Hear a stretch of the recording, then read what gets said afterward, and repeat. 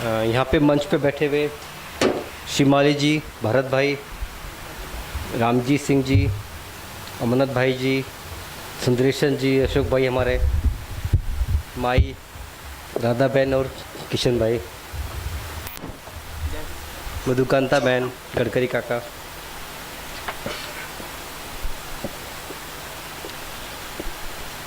इस सम्मेलन हमको क्यों करना चाहिए, इस पे हमने थोड़ा सा लंबे समय सोचते रहे।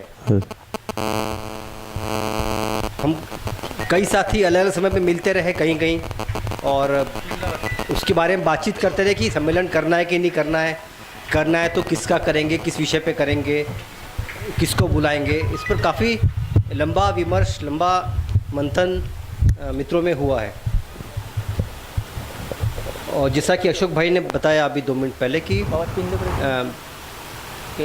चूँकि ये हम एक युवा केंद्र के रजत जयंती मना रहे हैं इस साल, इस निवेदिता निलयम को 25 साल पूरे हो रहे हैं, और एक ऐसी अजीब सी संस्था जिसका कोई लिखित शायद नियम कायदे नहीं हैं, जिसके कोई परमानेंट सदस्य नहीं हैं, जिसमें कोई दिनचर्या फिक्स नहीं है, जिसमें कोई पाठ्यक्रम फिक्स नहीं है, जिसमें रहने की अवधि भी तय नहीं है, ऐसी एक अजीबोगरीब संस्था के 25 साल पूरे होना इस ज़माने में, इस देश में एक बड़ी घटना हम मानते हैं, एक महत्वपूर्ण घटना मानते हैं कि निलयम जैसी संस्था, निलयम जैसा एक केंद्र 25 साल सफलता से पूरे कर रहा है। तो वो चूँकि युवाओं का केंद्र है, तो इसलिए युवाओं को तो बुलाना ही चाहिए, युवाओं से तो बात करनी ही चाहिए, उनकी बात हमको सुननी चाहिए, हम सबको सुननी चाहिए।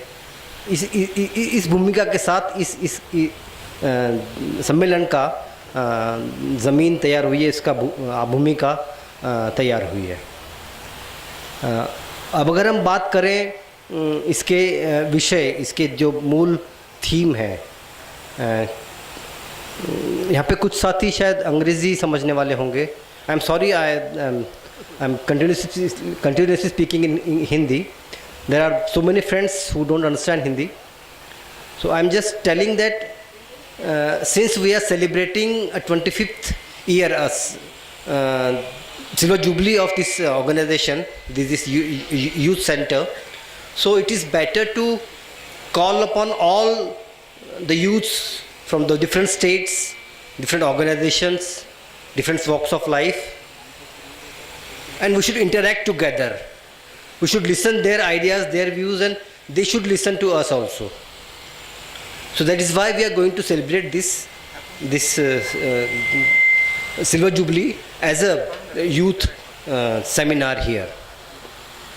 और अगर हम इसके विषय की बात करें तो चुनौती और युवा, ये कभी कभी काफ़ी हद तक लगता है कि पर्यायवाची है। The challenges and the youth sometimes sounds as synonyms. They go together. वो साथ साथ जाते हैं।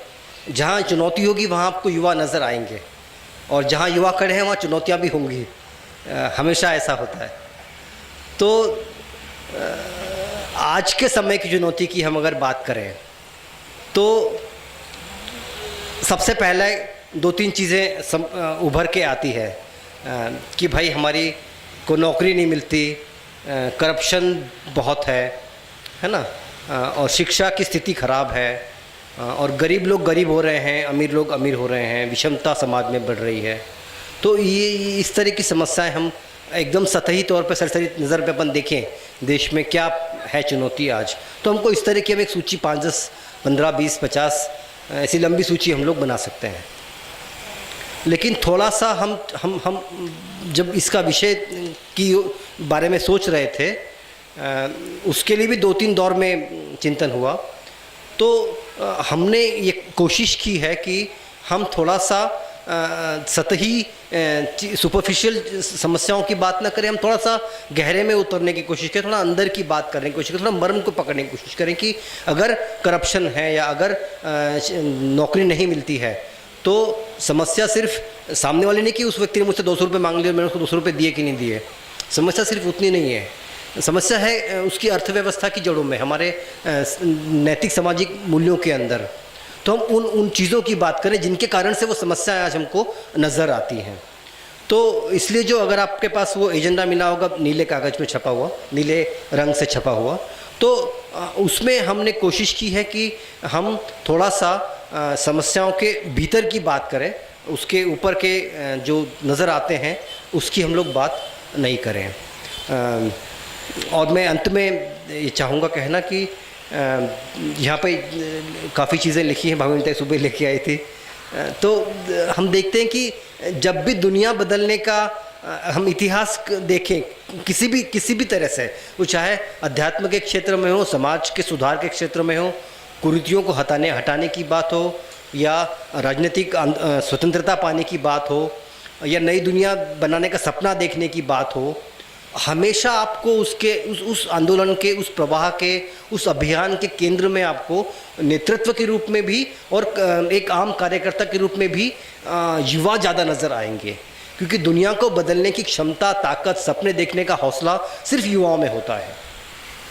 और हम सब उसी सपनों को लेकर के घर से निकले थे। आज भी कम ज़्यादा मात्रा में हम लोग उन सपनों को जीने की कोशिश कर रहे हैं। हमें नहीं पता हम सफल है कि नहीं है, वो आप लोग हमको बताइएगा, लेकिन हमको लगता है कि हमने एक ईमानदार कोशिश की है। तो दुनिया को बदलने का प्रयास हमेशा युवा ही करते हैं। तो अगर दुनिया को बदलना है तो हमको युवाओं को आगे लाना पड़ेगा, उनके साथ मिलके आगे बढ़ना पड़ेगा, और उनके साथ हमको एक साझा सपना देखना पड़ेगा कि हम लोग को दुनिया बनानी कैसी है। तो हम जो आज यहाँ पे इकट्ठे हुए हैं, वो हम एक मिल करके जो हम सपना देखते हैं कि हमारी भविष्य की दुनिया कैसी होगी, उसके दिशा में हम एक कदम, आधा कदम आगे बढ़ पाएँ। तो वो किस दिशा में होगा, कैसा होगा, उसकी हम थोड़ी बहुत बातचीत विविध विषयों के दायरे में रह कर के करने की कोशिश करेंगे। और अगर आप शेड्यूल देखेंगे तो कोशिश की गई है कि इसमें जो भी पार्टिसिपेंट्स हैं, जो भी प्रतिभागी हैं, जो भी शामिल होने के लिए साथी इसमें आए हैं, उनको अपनी बात कहने का, अपनी बात को रखने का, अपने विचारों को रखने का, बहस करने का, अपने दूसरे की बात को समझने की कोशिश करने का पूरा मौका दिया गया है। हमने इस काफ़ी सारे सत्र खुले रखे हैं ताकि खुली बहस हो, खुली चर्चा हो। बहस होनी चाहिए, विवाद होना चाहिए, उससे घबराने की या उसको नकारने की बिल्कुल ज़रूरत नहीं है। जब तक हम बात नहीं करेंगे, जब तक अपने अंदर की बात बाहर नहीं आएगी, तब तक एक साझी समझ की दिशा में हम लोग नहीं बढ़ पाएंगे। साझी समझ बनाने के लिए ज़रूरी है कि हम लोग बहस करें, अपनी बात रखें, दूसरे की बात सुने और समझने की कोशिश करें। तो यहाँ पे हम सभी को बात करने का, बात सुनने का और बहस करने का पूरा मौका हम सबको है। और मैं आपसे गुजारिश करूँगा कि आप सब इसका पूरा फ़ायदा उठाएं। जो भी साथी आए हैं, गुजरात से हैं, राजस्थान से हैं, मध्य प्रदेश से बहुत साथी अभिषेक भाई के साथ आए हैं, ऐसे भी आए हैं, उड़ीसा के साथी हैं, बिहार के साथी हैं, महाराष्ट्र के तो यहाँ के हैं ही। वो सब साथी खूब यहाँ रहें, खूब मस्ती से बहस करें, अपनी बात बिल्कुल दिल खोल के कहें, दूसरे की बात समझने की कोशिश करें, और एक साझी समझ, एक साझा सपना हम लोग यहाँ से लेकर के जाए। ये अगर हम ऐसा कर पाते हैं तो हम मानेंगे कि ये जो सम्मेलन है ये कुछ हद तक सफल हुआ है। धन्यवाद।